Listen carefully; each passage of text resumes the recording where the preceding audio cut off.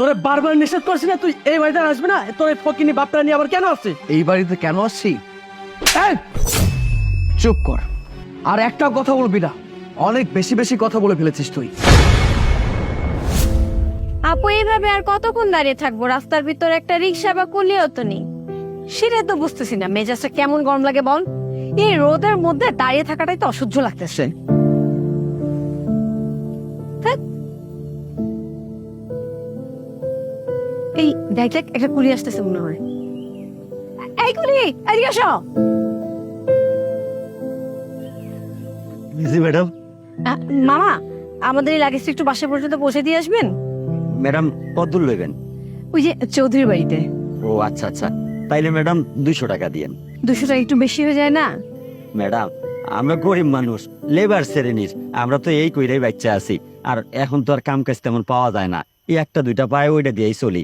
200 টাকা দিয়ে না পা। আচ্ছা মামা, এক কাজ করেন, আপনি 150 টাকা রেখে। আপনারা তো আমার মাইয়ার মতো। আচ্ছা হইলো, 150 টাকায় দিয়েন।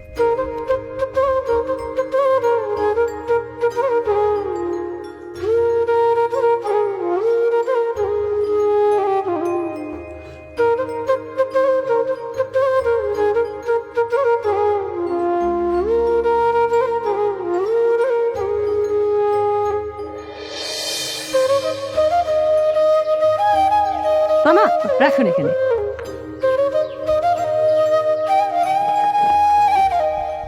এ হে, আমার কাছে যখন খুচরা টাকা নেই। 1 মিনিট। সাগর, সাগর, হ্যাঁ, কই গেলে? 150 টাকা নিয়ে এসো তো। আচ্ছা ঠিক আছে।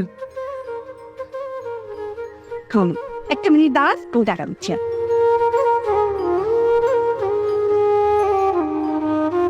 এই নাও, ভাঙতি টাকার নেই। আমাকে না, ওনাকে দাও। আচ্ছা ঠিক আছে। বাবা, তুমি তুমি কুলির কাজ করছো? আর তোমার এই অবস্থা কি করে হলো? আমি তো কোনো কিছু বুঝতে পারছি না। বাবা, তুমি চুপ করে কেন আছো বলো? হ্যাঁ, এটা তো আমার ছেলে সাগর, যারা আমি আমার ছোট ছেলের প্ররোচনায় পড়া বাড়ি থেকে বের করে দিয়েছিলাম।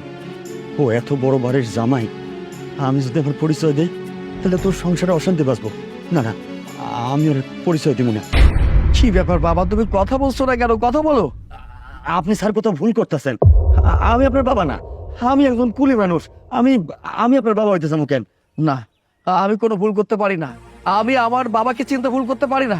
তুমি কেন মিথ্যা কথা বলছো? সত্যিটা বলো আমাকে। সাগর, তোমার মনে হয় কোথাও ভুল হচ্ছে। উনি তো আমার বাবা হবেন কিভাবে? আমি কোনো ভুল করছি না। আমি যা কিছু বলছি ভেবে চিন্তে বলছি। তুমি চুপ করো। বাবা, কি হলো? তুমি চুপ করে আছো কেন? কান্না করছো কেন? হয়েছেটা কি বলো না আমাকে। আমি তো আপনারা কইলাম আমি আপনার বাবা না, আপনি ভুল করতেছেন। আমি জায়গা। দাঁড়া বাবা, কোথায় যাচ্ছ তুমি? তুমি সত্যিটা আমাকে বলে যাও। আমি তোমার সন্তান, তুমি আমার বাবা। আমি তোমাকে চিনতে ভুল করব? এটা কি কোনোভাবে হতে পারে নাকি? সত্যিটা বলো আমাকে প্লিজ। কেমন করে সত্যি কবরে বাবা? আমি আমি নিজে হাতে যে আমার নিজের কপাল পোড়াইছি। তোকে তোকে বাড়ির থেকে বাইর করে দেওয়ার পর তোর ছোট ভাই আমার উপর অকথ্য অত্যাচার করতো। তোর ছোট ভাইয়ের বউ আমাকে চাকরের মতন খাটাইতো। আমি আমি কিচ্ছু কইতাম না, কিন্তু তারপরেও ওদের অত্যাচার দিনের পর দিন বাইরেই যাচ্ছে বাইরেই যাচ্ছে। আমি তিষ্টাতে না বাইরা একদিন প্রতিবাদ করছিলাম। তোর ভাই আমাকে গলা ধাক্কা দিয়ে বাড়ি থেকে বের করে দিচ্ছে। কি? ওর এত বড় সাহস? তোমার সাথে ও এমন একটা কাজ করতে পারলো? ঠিক আছে বাবা, ওর সাথে আমি কথা বলবো। ওর সাথে আমি কথা বলতে চাই। সাগর, তোমার লাইফে এত কিছু ঘটে গেছে অথচ আমরা জানি না। দেখো, এখন এত সব কথা বলার মতো সময় আমার কাছে নেই। তোমরা ঘরে যাও, আমি আসছি। এই, এসব নিয়ে যাও। বাবা চল।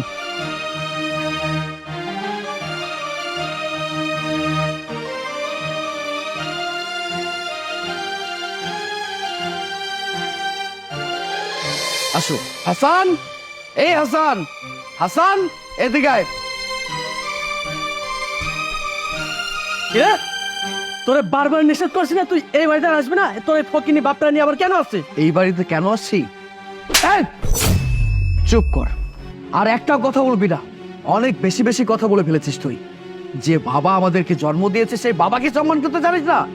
এই, এর আগে এই তোরা তোরা আমাকে এই বাড়ি থেকে তাড়িয়ে দিয়েছিলি। আমি তোদেরকে কোনো কিছু বলিনি। আমার বিশ্বাস ছিল একটা সময় তোদের ভুলটা তোরা বুঝতে পারবি। কিন্তু না, পরে যখন আমার বাবার সাথে দেখা হয়ে গেল, বাবাকে দেখছি আমার বাবা কুলির কাজ করছে। কেন আমার বাবা কেন কুলির কাজ করবে সেটা আমাকে বল, আমি জানতে চাই। এই বাড়ির সয় সম্পত্তি যা কিছু আছে সবকিছু তো আমার বাবার, তাহলে আমার বাবা কেন কুলির কাজটা করবে? কিরে সমস্যা কি বল আমাকে। এইসব আর একটা কথাও বাড়াবি না। এই তোর মনে নাই তোকে ঘাড় ধাক্কা দিয়ে কেন বের করে দিয়েছিলাম? তুই আমার বোর সাথে বেয়াদবি করছিলি, এই জন্য তোকে এই বাড়ি থেকে বের করে দিয়েছিলাম। তুই কেন তারপর এই বাড়িতে আসলি, তাও আবার তোর বুড়া বাপটা নে? আমি এখনই ভালোই ভালোই বলছি, তোর এই বুড়া বাপটাকে নিয়ে তুই এক্ষুনি এই বাড়ি থেকে বের হয়ে যা, না হলে তোকে আমি। ও আচ্ছা, তুই আমার গায়ে হাত তুলবি আর আমি সেটা বসে বসে দেখবো? হ্যাঁ, কোনো প্রতিবাদ করব না। আমি তোর বড় ভাই, এর আগে তোর আমাকে মিথ্যা বলে এই বাড়ি থেকে তাড়িয়ে দিয়েছিস, সেটা আমার জন্য খারাপ হয়নি। তোরা যদি আমাকে তাড়িয়ে না দিতি না, তাহলে আমি নিজেকে পরিবর্তন করতে পারতাম না, আমার অবস্থানটা পরিবর্তন হতো না। বাহ বাহ, অনেক কথা শিখা গেছস। অথচ তুই জন্মের পরে মইরাই যাইতি, সরে ভাইটার জন্য বাচ্চা আসছস। এত বড় হইতে পারতি না যদি তোর ভাইটা তোরে না দেখতো। আমার বউটা মারা গেল, আমি যদি আরেকটা বিয়া করতাম, সৎমায়ের সংসারে পইরা জীবনটা নষ্ট হয়ে যেত। আমি আমার সকাল্লাদের দিকে তাকাই নেই, তোরা ভালো থাকবি এই আশায়। তোদেরকে কোনোদিন খারাপ রাখার চেষ্টা করি নাই। সহায় সম্পত্তি বাড়ি টাড়ি যা করছি সব তোদের জন্য করছি। আর সে তুই বউয়ের কথা শুই না আমার বাড়ি থেকে বাইর করে দিছস। আমার কোনো আফসোস নাই, আমার কোনো আফসোস নাই। আমার আফসোস একটাই, আমি খালি ভাবতাছি একদিন সেই দিনটা আইব যেদিন তোদেরও সন্তান এই বাড়ি থেকে ঘাড় ধাক্কা দিয়ে বাইর করে দিব। আমি আমি অভিশাপ দিচ্ছি না, কিন্তু আল্লাহ তাআলা যদি থাকে একদিন এই দিনটা নিশ্চয়ই আসবে। দেখুন, আপনাদের দুজনের আজের নাটক দেখতে না আমার মোটেও ভালো লাগছে না। আপনারা দুজন ভালোই ভালো আমার বাড়ি থেকে বেরোয় যান, না হলে কিন্তু ঘাট ধাক্কা দিয়ে বের করে দিব। কাল লাগিনি, তুই আমাদের সংসারে আসার পর থেকে আমার সংসার অশান্তি শুরু হয়েছে। তোর কথা শুনে, তোর মিথ্যা কথা শুনে আমি আমার বড় ভাইটার বাড়ি থেকে বের করে দিয়েছি, আমার বাবাকে বাড়ি থেকে বের করে দিয়েছি। আমি তোর সাথে আর একটা মুহূর্ত সংসার করতে চাই না। এক্ষুনি এই মুহূর্তে তুই আমার বাড়ি থেকে বের হয়ে যাবি। যা বের হয়ে যা। বাবা, ভাইয়া, আপনারা দুজন আমাকে ক্ষমা করে দিন। আমি আমার ভুলটা বুঝতে পেরেছি। আপনারা যদি আমাকে ক্ষমা না করেন, আমার স্বামী আমাকে ক্ষমা করবে না, আল্লাহ আমাকে ক্ষমা করবে না। আমাকে শেড ভাইয়ের মতো একটা সুযোগ দিন। আর মেয়েদের স্বামীর বাড়ি হচ্ছে আসল ঠিকানা। আমি স্বামীর বাড়ি থেকে বের হয়ে কোথায় যাব, কোথায় থাকবো, আমাকে একটা সুযোগ দিন বাবা। আমি আপনাদের পায়ে ধরে ক্ষমা চাচ্ছি, আমাকে ক্ষমা করে দিন। বোমা ওটো, বোমা ওটো। বোমা, কোনো বাপই চায় না তার ছেলে মেয়ের সংসার নষ্ট হোক, কিন্তু তোমরা এরকম কেন কেউ দেখি? তোমরা কেন সবসময় একা থাকতে চাও? তোমরা বুঝো না, সুখ আত্মীয় স্বজনদেরকে বাইর করে দেওয়ার মধ্যে না। সুখ হইল আত্মীয় স্বজন, বাবা মা শ্বশুর শাশুড়ি সবাই মিলে একসাথে থাকার মধ্যে। বোমা, আমি তোমারে মাফ করে দিছি। আমার তোমার প্রতি কোনো ক্ষোভ বা আক্ষেপ কিছুই নাই, কোনো অভিযোগ নাই।